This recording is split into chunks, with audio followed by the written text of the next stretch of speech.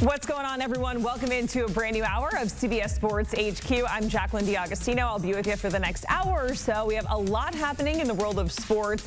We're in the thick of the NHL and NBA playoffs. We're going to talk more about the association a little bit later in the show. But first, we got to talk football, right? Because the NFL draft just 3 days away, finally within the 5-day countdown. The next generation of stars in the NFL heading to Green Bay, Wisconsin for the draft, hoping to hear their name called. And if we're just 3 days out, that means that our very own draft expert, Ryan Wilson, is working overtime, making his 100,000th, 50th, millionth, whatever we want to call it, mock by now.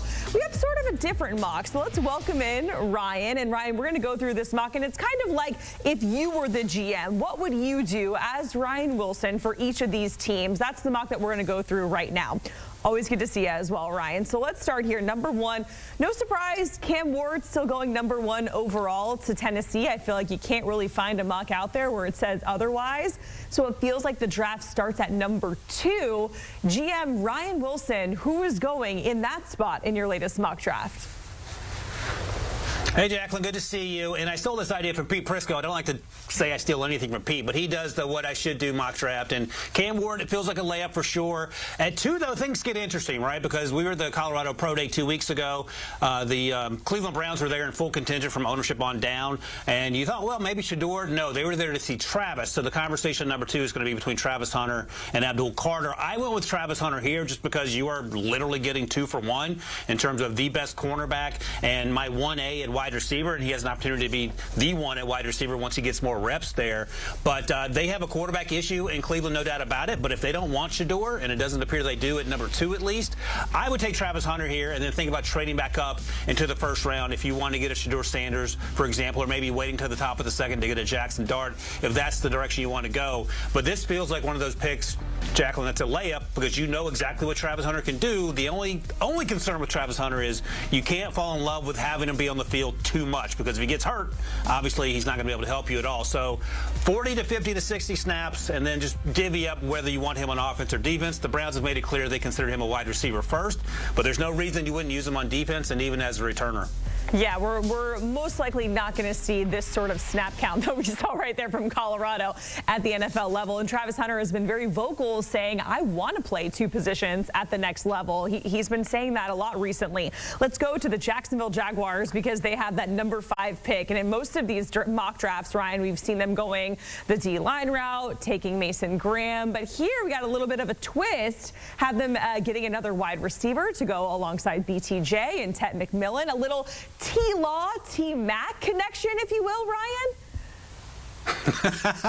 Another shout out to our buddy Pete because he loves T-Law. So T-Law and T-Mac, how is he going to manage that, the mayor of Jacksonville? So, right, Mason Graham has typically been the pick here at number 5, the defensive tackle out of Michigan. But this defensive tackle class is so deep, Jacqueline, that you can wait until the second round to get DT help if you want. The wide receiver class isn't nearly as deep. 7 wide receivers won the first round last year. That is not going to happen this time around. And the issue I have guarding against with Ted McMillan is I love him, too. Like, he is always open. He may not run past guys, even though he is here, but he is so big and strong, he's going to make contested catches.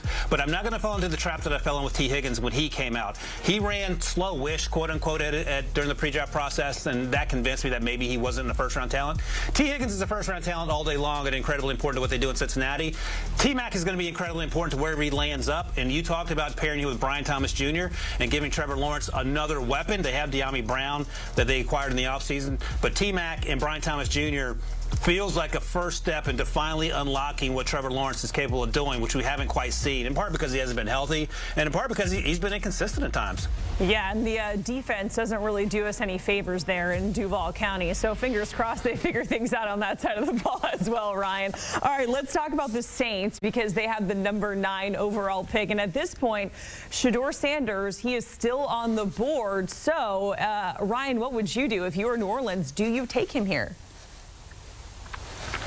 If I were New Orleans, I would give serious consideration to it. But here's the thing. We'll see where Derek Carr is with his injury and how long it keeps him out. They did roll last year with Spencer Rattler and Jake Haener as backups. I'm pretty sure that neither one of them in all their starts didn't win a single game, so that's not great. But they need offensive line help, and that's the big issue here. And I had him taking Kelvin Banks Jr. out of Texas at 9, in part because Trevor Penning, the former first-round pick at left tackle, hasn't worked out. Ryan Ramczyk just retired, so you can draft Shedeur Sanders here, but he's going to be playing behind a piecemeal offensive line. And we've seen what that looks like for young quarterbacks. They typically struggle. So get the offensive line sorted first. Again, you could trade back up into the first round, maybe higher into the second round if you like another one of these quarterbacks after Shedeur Sanders, and get that sorted out then. But I think the offensive line has to be the priority, especially when you're uncertain about how soon Derek Carr may or may not be healthy, and then you have the backup options, Kellen Moore going into year one as the head coach. So it was close for me, Jacqueline, but I went with offensive tackle here because of those huge glaring needs now that Ramczyk has retired officially. And we just showed your top 10 there, Ryan, and to many folks' surprise, Mason Graham, he is not there. We've been talking about him as a top 5 pick potentially with that pairing with the Jags, but in this latest mock, you have him slipping outside of the top 10, which feels like a little bit of a steal, and you see it there going to the Niners, Ryan. Yeah, so every year we have a guy that slips a little bit for whatever reason. Typically other players get pushed up because they're a position of needs. I love Mason Graham. He's a fantastic football player. I just think, as I explained a moment ago, that the Jacksonville Jaguars might have bigger needs on offense for our guy T-Law there. So there's a real chance that if he's there at 10, the Bears will take him, and I understand that. I had them going with edge rusher. But at 11, he's not getting by 11 no matter what because the 49ers have a ton of needs on both sides of the ball, starting with the defensive line. The issue with Mason is short arms. When you start talking about measurables, if you watch him play, that doesn't pop up at all. You're like, oh, this kid's dominating at a high level, play in and play out. It's just a function of some of the offensive linemen, the defensive players, and the quarterback going ahead of him and just pushed him down a little bit. And this is a great news for a 49ers team that could use some good news after an offseason where they've seen a lot of guys leave San Francisco. So not only do we have Mason Graham falling in this mock, we also have Shedeur slipping a bit. And this is your what would you do mock, Ryan? So, of course, we have Shedeur going to your Pittsburgh Steelers here. I am curious, though, how much of this, when you were making this mock, were you considering the Aaron Rodgers situation, or was that a completely separate situation that didn't really go into your decision-making here with Shedeur going to Pittsburgh? No, you have to think about it because it feels like Aaron Rodgers will make a decision probably after the draft. And even if he comes to Pittsburgh, and we'll see, it's not clear that he wants to be there, or you would imagine he would have already signed a contract. But even if he does end up there, I can't imagine it's going to be for more than a year. And that could be the best-case scenario for Shedeur Sanders or whoever the quarterback ends up being should they draft one in Pittsburgh, because you don't need to play right away as a rookie. There's no urgency to do that. Historically, you've had guys sit on the bench, whether it's Phillip Rivers, Aaron Rodgers sat on the bench for a few years. We've seen Drew Brees do it. All those guys are really good. We just force these kids out there, and they struggle, and we wonder why. I think it's a good fit for Shedeur Sanders in that Arthur Smith likes to run the ball a lot, and that's something Colorado could not do very well at all. The offensive line should be better, and I feel like I say that every year, but they're young, and they're getting better. They'll get their first-round pick, Troy Fautanu, back last year, who missed the entire year with an injury. And again, you have the running game, you have George Pickens, you have DK Metcalf, you have Pat Freiermuth. You all have reasons to have success for a young quarterback.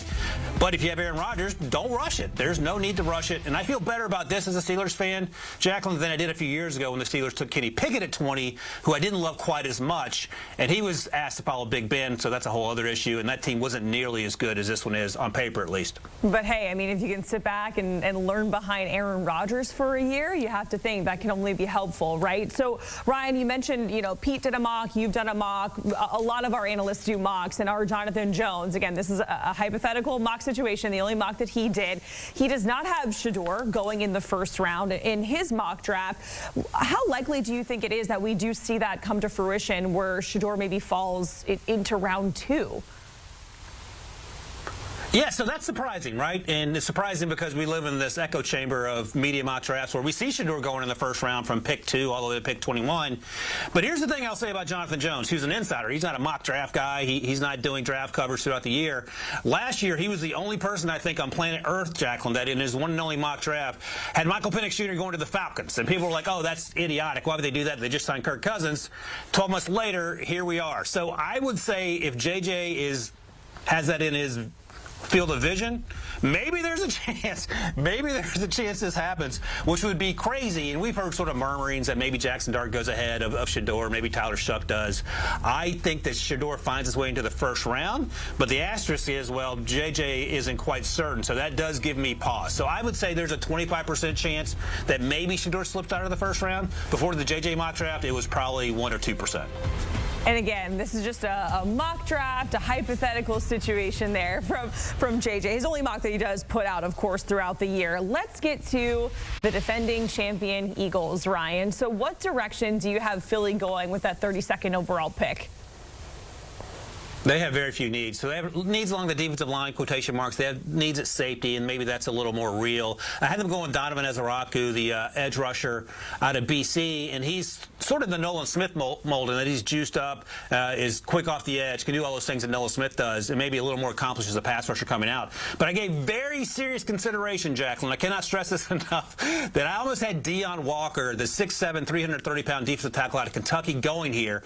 And we have not talked about him as a first-round pick since literally August. He had a fantastic 2023 season, had back injuries last year, and he was hampered for much of the season. But if he is healthy, there's a reason we were talking about him as a top 15 pick, and teams had first-round grades on him, too, over the summer. He just battled injuries and wasn't nearly himself. But at 100% with Jordan Davis and Jalen Carter, that feels like a Howie Roseman steal at pick 32. He probably ends up going on day 2, Deion Walker does, and Donovan Ezaraku has a much better chance of being a first-round pick. Completely different players in terms of body type, 330 versus 248, but two guys that would make a ton of sense for Philadelphia. Ryan, how is it that we're always talking about a Howie Roseman steal, draft after draft? I'm sick of hearing those words, right? How do they always get a steal? Ryan, we certainly appreciate it going through your very latest mock as we are just 3 days out from the NFL draft. And of course, the NFL draft talk, continues with Ryan Wilson on the With the First Pick podcast. There is a full 7-round mock episode that you can catch in your feed right now. You can download, follow, listen wherever you find your pods, or you can watch right now by scanning that QR code on your screen. All right, coming up here on CBS Sports HQ, we're looking at the prospect stock exchange, if you will. Whose stock is up, whose stock is down. We are going through it with Danny Cannell coming up on the other side.